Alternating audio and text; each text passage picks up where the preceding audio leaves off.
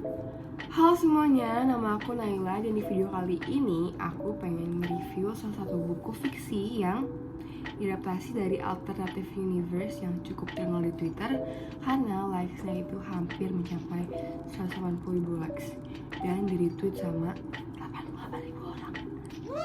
Kepo gak sih nama bukunya apa? Judul bukunya apa? Bukunya kayak gimana? Ini dia, Path to Heroes karya Yosi Zahra. Aku pengen tahu apa aja sih hal yang menarik dari buku ini. Yang pertama, bisa dilihat dengan covernya yang cukup simple dan menarik loh, karena kayak lucu. Bukunya dipajang pun kayak lucu karena Path to Heroes kayak ini simple banget tapi bagus aja covernya, jadi kayak itu yang pertama hal menarik. Yang kedua, buat para K-popers yang suka sama Jeno NCT Dream, buku ini tuh cocok banget karena face claim dari bukunya itu Jeno NCT Dream sendiri.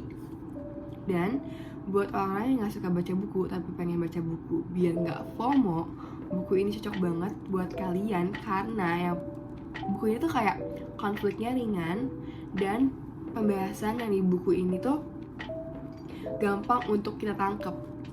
Dan aku sebagai orang yang gak terlalu suka baca buku ini tuh kayak penulis ini, Yosi Zahra ini berhasil membuat kita, buat yang pembacanya itu pengen terus-terusan baca sampai aku sendiri tuh bisa ngabisin buku itu sehari doang. Padahal buku ini menurut aku lumayan tebal karena hampir 300 halaman ya, kayak gitu. Terus aku juga pengen ngasih tahu ada apa aja sih di buku ini, kenapa judulnya bisa Path to Heroes. Jadi karakternya itu yang pertama ada yang namanya Kinara Audin dan Gava Kavindra.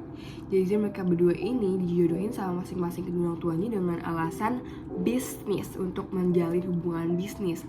Akhirnya mereka sepakat untuk menikah, tetapi mereka ini membuat peraturan di pernikahannya biar nggak saling mencampuri urusan masing-masing, makanya judulnya Path to Heroes. Dan untuk proses sendiri tuh dicantumin di sini. Terusnya ada apa aja? Yang pertama, urus diri masing-masing dan jangan ikut campur satu sama lain. Yang kedua, pura-pura jadi pasangan di depan orang tua. Yang ketiga, jangan ada lagi yang tahu kalau kita udah suami istri. Dan yang keempat, hidup kayak biasa, nggak usah suami istri kan, kayak gitu. Jadi kayak gitu.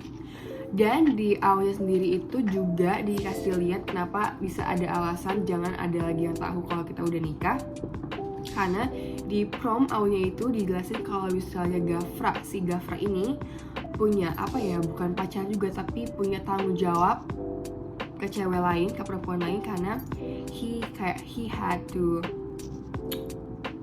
protect someone because dia harus janji sama orang kalau harus protect si perempuan ini, kayak gitu. Tapi Gafra sendiri tuh gak punya rasa apa-apa ke perempuan ini, cuman perempuan yang ini itu nganggep kayak pacaran, padahal enggak, kayak gitu. Terus ujung-ujungnya ending of this book itu mereka itu memiliki keluarga yang bahagia, sakinah mawaddah warahmah, seperti itu. Selanjutnya aku pengen ngasih tahu kelebihan kekurangan dari buku itu ada apa sih. Kelebihan yang pertama yang aku udah kasih tahu juga, konflik di buku ini tuh enteng banget, super duper enteng, kayak gampang lah untuk nangkep apa sih yang ada di buku ini. Yang kedua, meskipun buku ini tebel, kayak aku takutnya pas aku beli kayak bukunya tebel, tulisannya mepet-mepet gak ya. Ternyata enggak, tulisannya tuh spasi di buku ini tuh lumayan gede, jadinya enak dibacanya dan gak bikin pusing bacanya, kayak gitu. Terus yang ketiga, buku ini tuh menarik banget. Jadi Kak Yosi Zahra ini tuh berhasil buat kita tuh bacanya terus-terusan non-stop. Jadi aku bisa bener-bener bisa selesai dalam one day. Padahal aku tipe orang gak suka baca, itu adalah kelebihannya.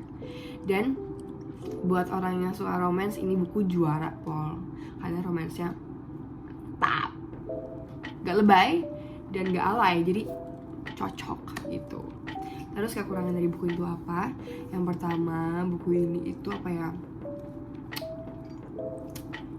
yang ngaco sama orang yang gak suka romance kayak gitu. Yang kedua, buku ini tuh terlalu banyak typo-nya sama apa ya, sama kayak belum diparafrase, jadi kayak masih banyak tulisannya berantakan kayak gitu, kayak seperti itu gitu. Terus itu aja sih kayaknya kekurangan dari buku ini. Aku juga karena aku suka banget kali ya sama buku ini, jadi kayak aku kayak menganggap buku ini lumayan bagus untuk dibaca kayak gitu. Dan rate dari aku buku ini tuh adalah dari 1/5 itu adalah ini of course 4,8 karena tidak ada yang sempurna. Yang sempurna hanya milik Allah Subhanahu wa taala.